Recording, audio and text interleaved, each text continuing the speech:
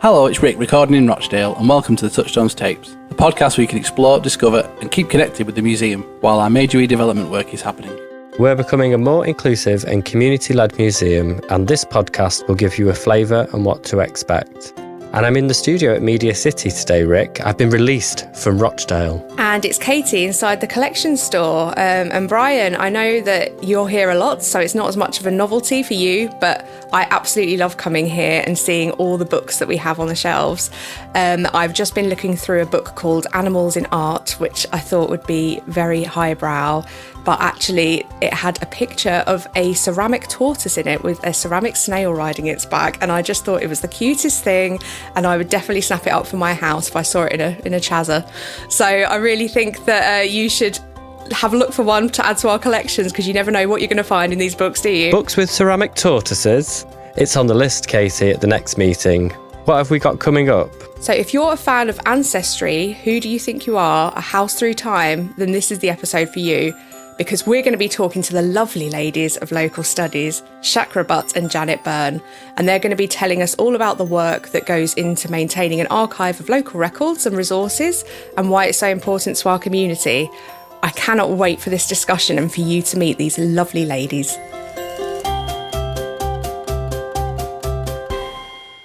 On this month's episode, we're looking at our wonderful local studies centre, which is a much-loved resource for the community, and we're going to be talking to two guardians of our local archives, of newspapers, photography that covers Rochdale past, census information and so much more. So at our roundtable today, we have two members of our local studies team. We've got Shakra, who's the local studies assistant, and Janet Byrne, who's local studies supervisor. Hello, ladies. Hello, Katie. Thank you so much for coming in today. Really appreciate it. I think that we should start by just asking, we're talking about local history, but you work at the local studies centre. So what is a local studies centre and why is it important? Janet, can you let us know?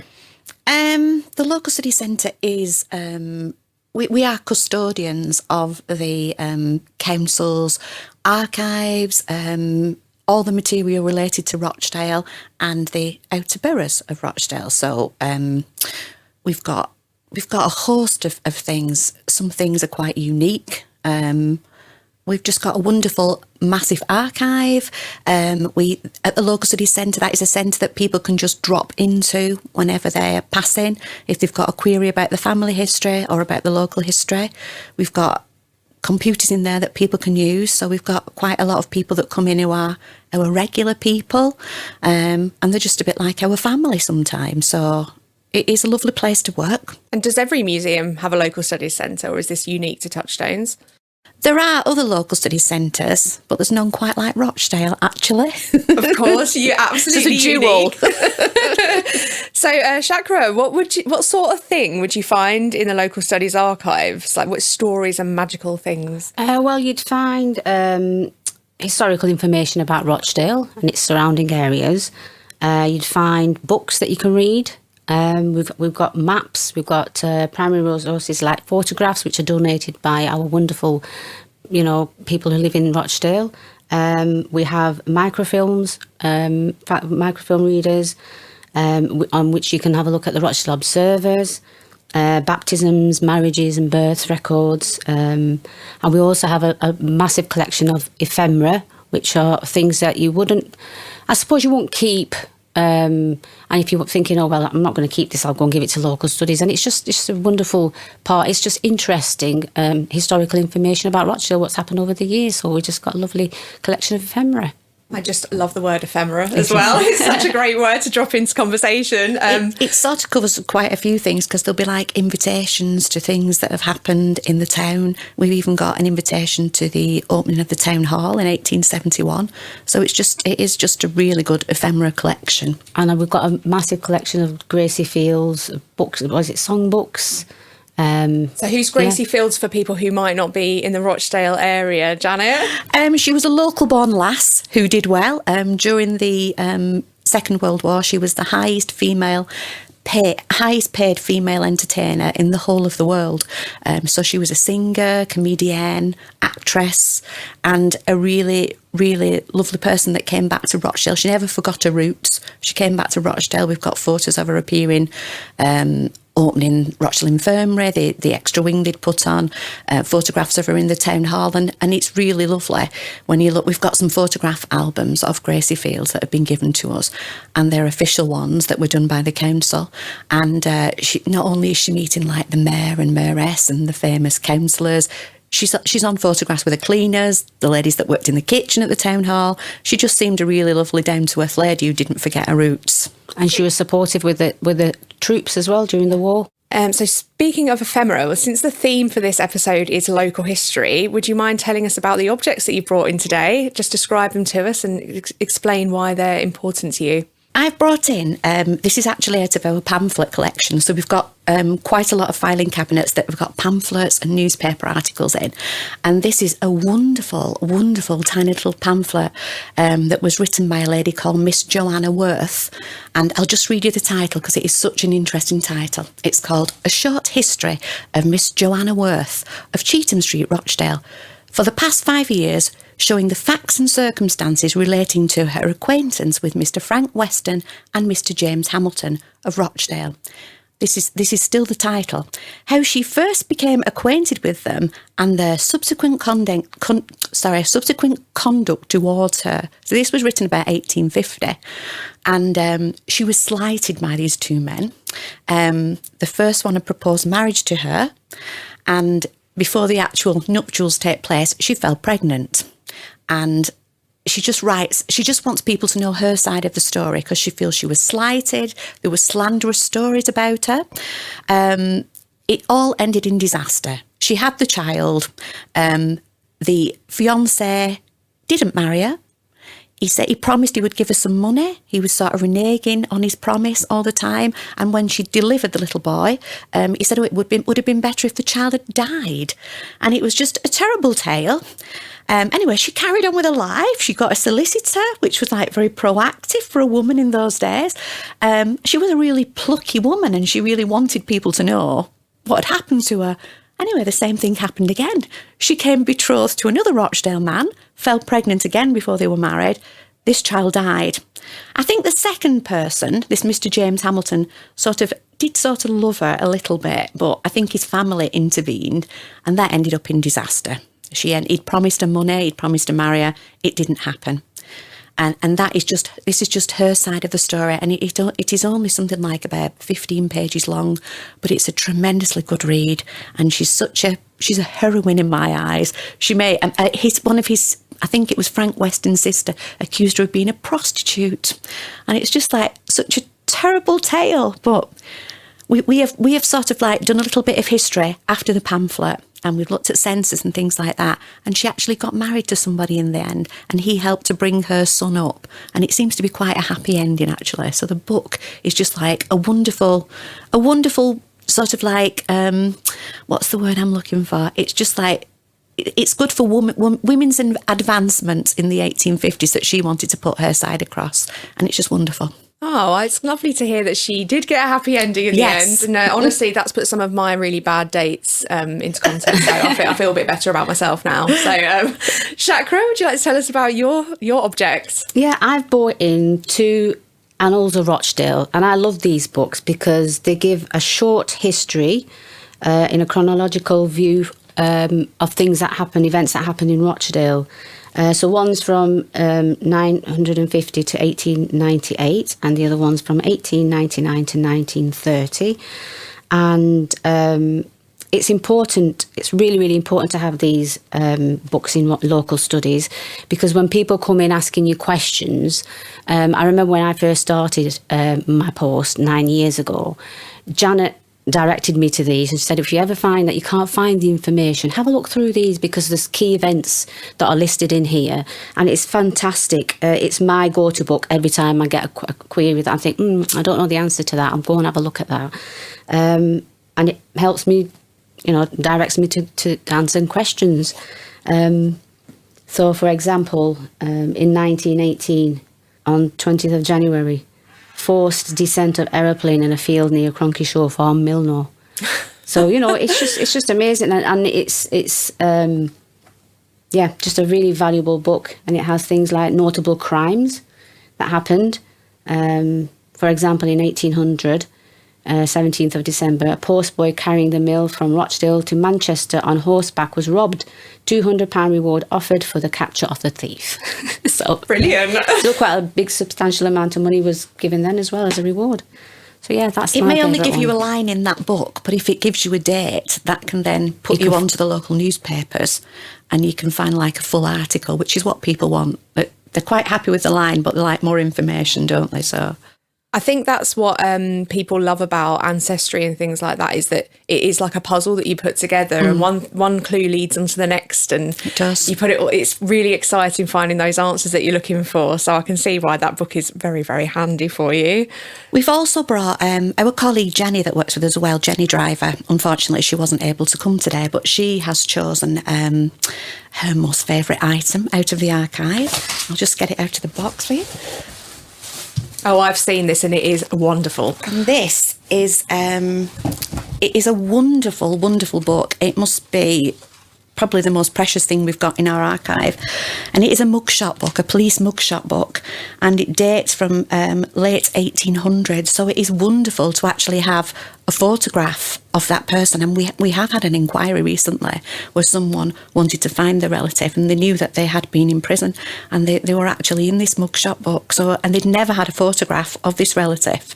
So it was a marvellous thing. And I know Jenny dealt with that, and it just gives you such a sense of satisfaction when you can actually find something like this. I think Jenny's been researching one of the people. I'm not quite sure of his name, but I've got some paper here that she's printed out for me, but it's very tiny, got very bad eyes. And I think the person that she was interested in was actually a highwayman. So that is a really interesting and exciting thing, isn't it? That's very much of Highwayman its in Rochdale. time. We don't get them anymore, do we? No, only in Parliament. Controversial. I know. So this is a marvellous book, and when we get school classes in, we get this out because they can't believe it. And some of the crimes that they're in for are just absolutely paltry, like stealing bacon or stealing someone's coat or something like that, and they're sent to prison for like 12 months. Oh, actually, this person here, he's in for bigamy. And he's been charged and found guilty of bigamy twice. So we got 5 years first time and 12 months second time. So he's a bit of a character. Was that for each marriage, or was that he literally committed bigamy twice? Well, let's look into that. That's your next big project. I will have a look. But this book is so detailed because it goes into scar on the right side of the neck, scar on the third finger of the right hand, scar right shin, and I think another scar on the left forearm for this particular person who is a plumber in Rochdale. So it's got quite a lot of identifying features there. But if they've got tattoos and things, it says that as well. And it's just so detailed from such a long time ago. It is a wonderful, wonderful thing that we've got in our collection, this. And some of the photographs are really funny because they're that drunk that police officers are having to hold their heads up to take a picture. Or hold them straight because they won't look at the camera. Some things don't change, do they? I'm sure that police are still doing that to people now. So obviously you both clearly are really passionate about what you do. I was just wondering if you have any, like, what your favourite thing is in local studies, and like if there's any amazing stories that you've come across, anybody's come to you with a particular project and it's really been a very exciting thing for you to research. Janet? We get lots of people coming in, and quite a lot of the things that they ask for are exciting. And I think because we are passionate about our jobs, it's like most things are quite exciting. But the book that I brought in, the Joanna Worth pamphlet, her relative came in, and he was an older gentleman. I'm sorry if you're listening to this, but you look like an older gentleman. And he came in and he said, I've been doing my family research and I've come across this relative, and she wrote a pamphlet, but it's only in the British Library. He says, but she did live in Rochdale. I said, what was she called? And he said, Joanna Worth. And I said, we've got that pamphlet. And that was like a really exciting thing, because he thought that book was only available in the British Library, and we'd got 2 of these pamphlets, and it was like, oh my, and he couldn't believe it, and he was so delighted with it, so delighted. And it's just things like that, you just get an absolute sense of satisfaction. And I think perhaps today there aren't many jobs where you get that much satisfaction. You just go into work earning your money, but sometimes it's a pleasure to come to work. Do you feel the same way, Shakra? Absolutely. For me, the most wonderful thing is I've got 2 wonderful people I work with, and that makes a massive difference. It really does. Jenny and Janet have both guided me since I've worked here, because obviously local studies is a big there's lots of information there, and trying to absorb all that is in one go is really difficult. So it's like and I feel confident, because if I'm not sure about something, I can write, well, Jenny, do you know anything about this? Or Janet, do you know where this would be? And instantly they'll direct me there. And if there's something that we haven't got the answer to, we're determined to find the answer to that, and that's what we sort of do. And I love the people that walk through the doors. They make it so much worthwhile for us. And the brilliant thing is we have inquiries from Australia, America, and there was a lady that I worked with for 2 years in America, and just finding out her family history for her. So that was great, because I learned quite a lot from that myself. And then we had another one from Australia, and they actually paid us a visit and never ever saw a photograph of this relative that they wanted. And they knew that they were in the war. And when she came, she was really emotional, because that was the first time she'd seen a picture of her relative. So it's things like that really, make you feel, yeah, that's wonderful. I'm so glad I've achieved that. I did that for this person, Yeah, and every day is a different day in local studies. No 2 days are the same. It is, and we do school class visits as well. And we teach the children about the local history of the area, and just seeing the faces when you explain to them, we show them photographs, and we show them a census as well, sort of who was living in this type of housing like 100 years ago. And when you ask the question like, so where do you think they would put the shopping when they brought it in the fridge? Where do you think they'd go for the shopping? They'd go to Tesco. And it's like, you've got to explain, and it is really good, because they only see things through their eyes today, and they don't think about what it was like years ago. And the fact that houses didn't have bathrooms in, they're just sort of like, oh, well, where do you think they went to the toilet? I'll say to them, and they'll say, did they dig a hole outside, I said, no, there was a toilet outside and it got emptied. And they're like, ooh, and it's just so nice, because they are the people. Children are the future, aren't they? If we don't, as the song goes. Yeah, I won't start singing though, Katie. It is just like, we've got to educate them. We've got to let them know how the past was, because ultimately they're going to be our customers, aren't they? They're going to be our customers. They're the people that we need to be drawing in and making history fun to them. So following on from what you've just said, so I know that you do a lot of work with schools, and history. I think people, when they think about history lessons in schools, they think of, the big events like the wars and things like that. But why do you think local history in particular is so important for young people to learn about? I think it helps them to connect with, it gives them a sense of place. It's sort of like, well, this was what Rochdale was like years ago, and it's just educating them and making them think about everything, isn't it, really? And local history particularly. We do one workshop called Local Heroes. So we're talking about John Bright, we're talking about perhaps people that the children wouldn't necessarily have heard of, like Hamlet Nicholson, who invented the compound cricket ball. He was from Rochdale. We talk about Nell Racker, who was a local wise woman, and that sort of like gets them thinking, because some say she had a crystal ball in her house, but people would go to her if they couldn't afford to go to the doctor, because she would make things out of, a bit like Holland and Barrett, it would all be natural things that she'd make potions and ointments out of, and I think it's really important that they know the history of where they live.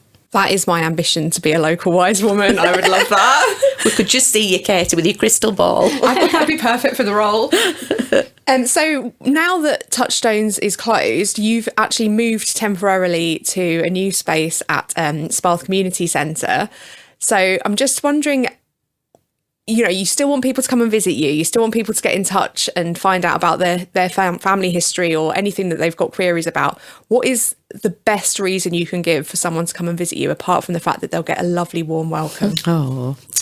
We've got everything that they need, and in Sparth it's quite a big area, so we're able to take quite a lot of our resources that we have in the local study centre. Well, we have taken them with us. So it's not going to be that they'll turn up and they can't look at things, they can't use the microfilm readers. Everything that we would have had, that we had at Touchstones, is available to use at Sparth, and it's quite a big space. We've got a different community now on our doorstep as well, so hopefully we can try and engage with those people and get those people to come in and visit us. It's a new beginning for us, so we'll see what we can do. So Shakra, if anybody out there is thinking, I'm going to do this, I'm going to research my family history, or there's an event in my past that I want to know more about, where do they start? Well, we always advise to come along with as much information as they can, but date of birth, date of death, marriages, names, where they lived. And with that sort of information, we can then guide them on to using Ancestry and Find My Past. These are the two best ones that we always sort of advise to use. And we're always at hand to give to help them out. And there's also other things like Lancashire BMD, that's Lancashire Births, Marriages and Deaths, Free BMD, and a few other websites that we can sort of like direct you to. And that's the best way to start. That's brilliant, thank you, because I know it can be like finding a needle in a haystack when you first start. It's daunting, but it's good to know that there's people like you out there to help them. Absolutely. There was one customer who came in and he says to me, right, I don't have very much information, but there's just me and a cousin of mine, and this is the information I have, and can we go off this? So I said, yes, let's give it a go. So we started, and there's something else on Ancestry which is called a family tree. So these are family trees that people have already put up. So I put the information in and said, right, okay, let's have a look, see what we can find, and let's go on the family tree just to see if somebody's put a family tree up. And he was so very lucky because he had a family tree right back to dating up to the 1500s. So somebody had already done all the work for him. Wow. That was fantastic. Yeah. I don't know, I think result. I'd be annoyed by that, like someone's finished a puzzle before you've got started. I think you were quite pleased, to be honest. But you do have to be careful because people put that information on themselves, and you know, it's not verified, it's just their information that they've found. And quite often when you look at it, some of the information is wrong, because a lot of names, especially in Rochdale, are quite common names like Butterworth, like Clegg, and they've just latched on to this particular name, and when you look, it's not the right date of birth, or they've died, you know, at a wrong time. So you have to be really careful. Sometimes the family trees are wonderful on Ancestry, but sometimes they're a bit misleading, so you've got to be a bit careful there. But you can help sort of we can figure out whether or not they're accurate. Yeah, when you can work out someone's died and then there's a child born from that person and they're already dead, you could that's quite clear sometimes. Bit of a giveaway. It is. Thank you so much, Janet and Shakra, for coming in today. It's been fascinating hearing about all the wonderful things that go on in local studies. Thank you so much. Thank you very much, Katie. Thank you for having us. Thanks. Well, I thoroughly enjoyed that conversation with the local studies ladies, especially seeing that pamphlet that Janet brought in, which honestly, it's like Facebook before Facebook was a thing. People airing their dirty laundry in public. I just live for it. The drama. And also the crime book, the book with all the mugshots in it, is just an absolute treasure. It looks like such a classic old tome with its sort of leathery pages, and it's just very satisfying to have a flick through. Hopefully you've been inspired to do a little bit of research into your own family history. That is it for this episode of the Touchstones tapes. I look forward to seeing you next time. So that's it from me. Back to you, Rick and Bryan, in the studio. Thank you, Katie. I'm definitely inspired. It is so fascinating. The other day, Rick, I found out through a DNA test I am part English, Irish, Scottish and Middle Eastern, which was surprising, and also slightly Finnish. So yeah, it's great to find out your roots. Speaking of Finnish, I think it's time we wrap up. Any fun facts about your family history, Rick? We've got a castle. Really? Well, it's not left, none of it left anymore, but yeah, my family's in the west coast of Ireland, and there's a ruined castle that's Philbin Castle, that's my surname. And there we go, episode complete. Thank you so much for listening to the Touchstones tapes. We also want to thank Audio Always, who have helped us make this podcast. Don't forget to follow and subscribe to the Touchstones tapes on whatever app you use to listen to your podcasts. You can also follow us on social media. We're on Instagram, which is at Touchstones_Rochdale, or you can search for us on Facebook for Touchstones Rochdale.